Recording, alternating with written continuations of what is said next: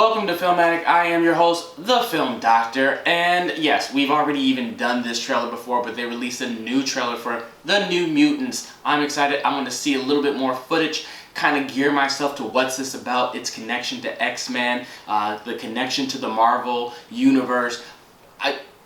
No more to say. Let's go on and check out movies that are coming soon. New mutants are dangerous. You're not going anywhere. This place takes your greatest fear and makes you live through it. Roberto? Sam? Liliana? Danny? Rain?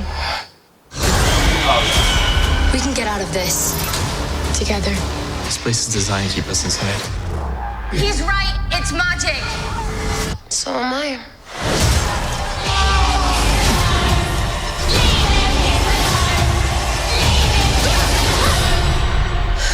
That was so hot. The New Mutants, rated PG-13, and on July 23rd. Don't miss the New Mutants panel at Comic-Con at Home.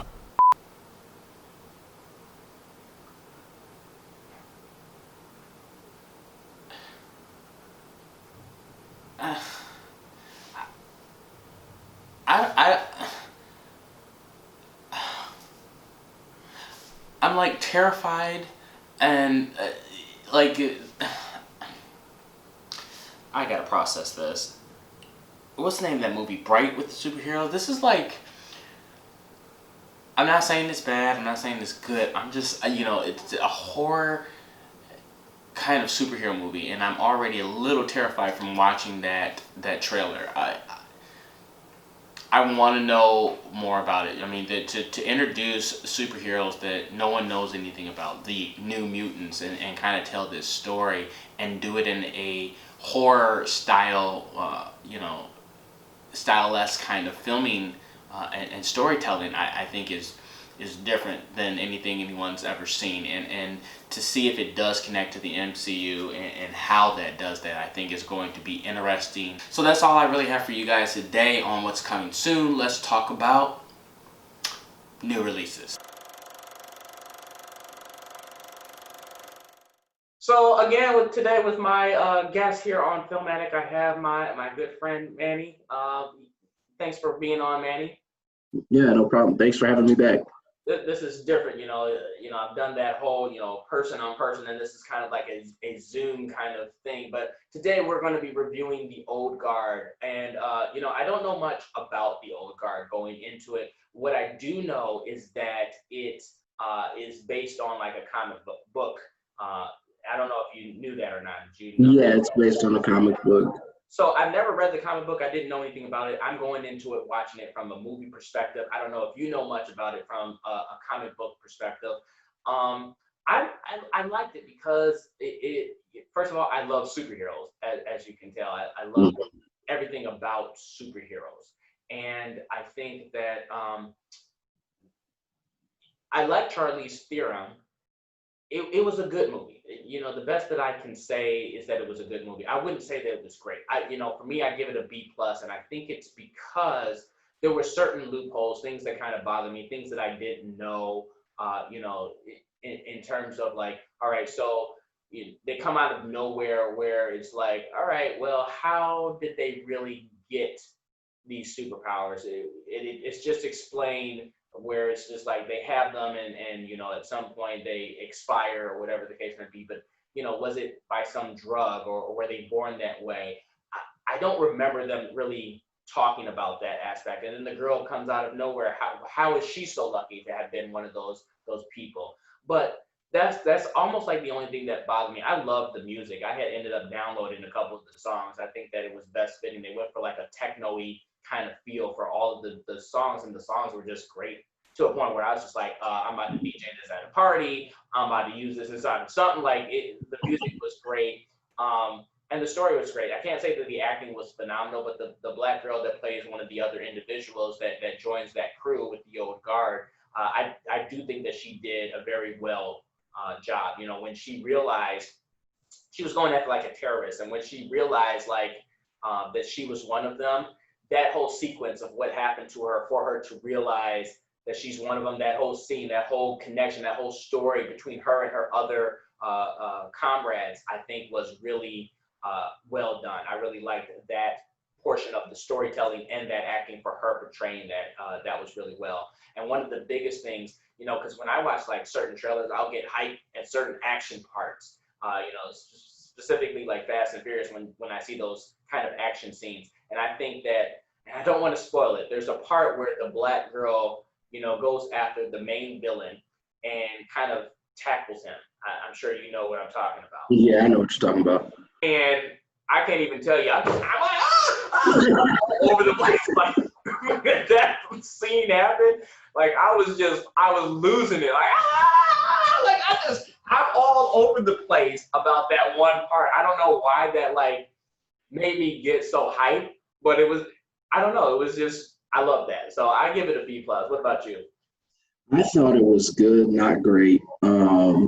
I agree with you. There are a lot of plot holes and things that need to be explained. And maybe there'll be a sequel for them to do a little bit more exposition on those answers of, you know, how did they get this gift, you know, and a lot of the times they would bring it up and then they would just say they didn't know. So I think that we needed a little bit more than that, and more based around this power. Like, yeah, we know they can't die and then it goes away, but you know, what about them makes them special in this way, or why are they chosen? I think that is also a good point.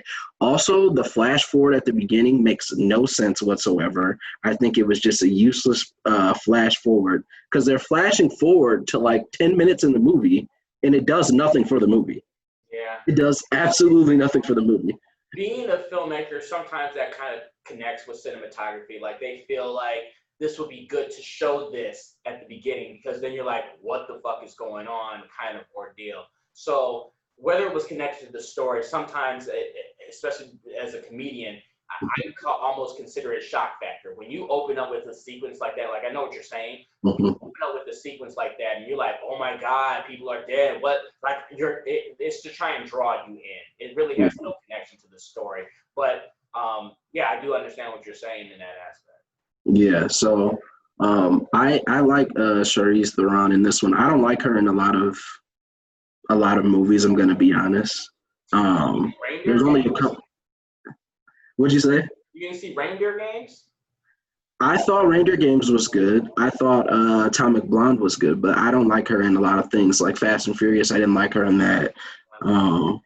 Yeah, I don't like her in some things, but she did a fantastic job in this one as the main character and kind of the leader of the group.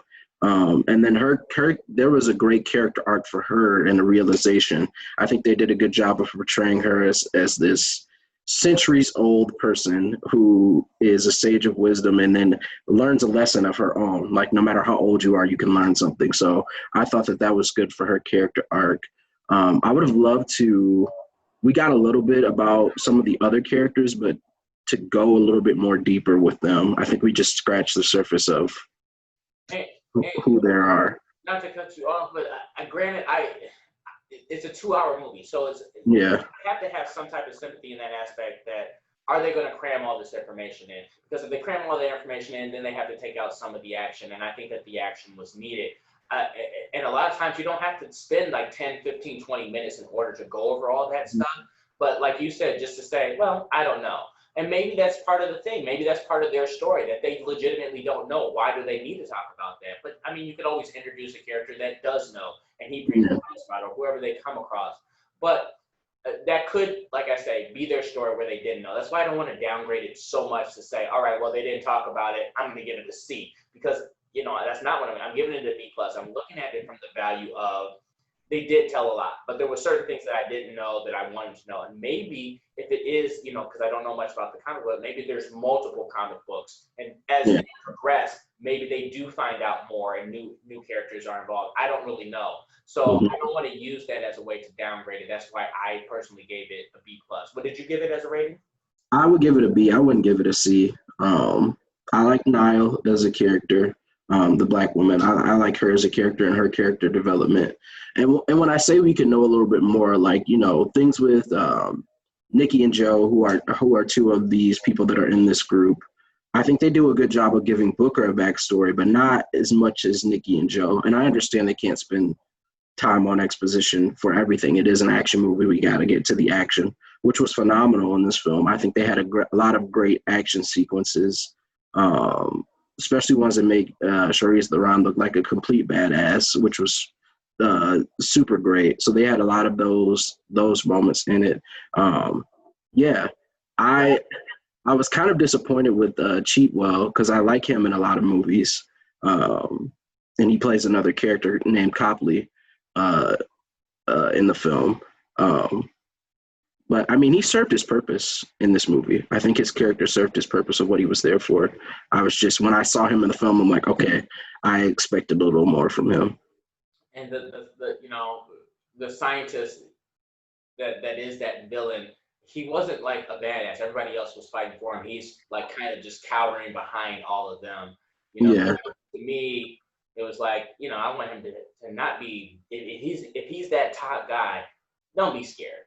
Yeah. Behind everybody. That kind of was like a thing for me, but that's probably their character. Again, not something that I would downgrade it for. Yeah.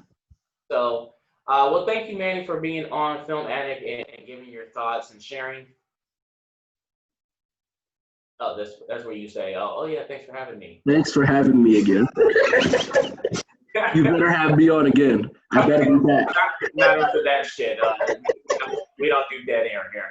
But thanks for being on here. And thanks for everybody for tuning in. Please don't forget to like, subscribe, and share. Hit that bell, email, comment, whatever you guys want. Let me know what's going on. We are about to really catapult. I'm going to get you guys up to date with some new things that are going to be coming here to Film Addict. I'm going to make some changes and do things a little bit differently so that this channel can grow and this show can grow with new shows to come. So thank you again, Maddie. And thank you everybody for tuning in. And this has been another exciting episode of Film. A little bit slow. That was better than the first time, I think. It was, because I waited to see if you're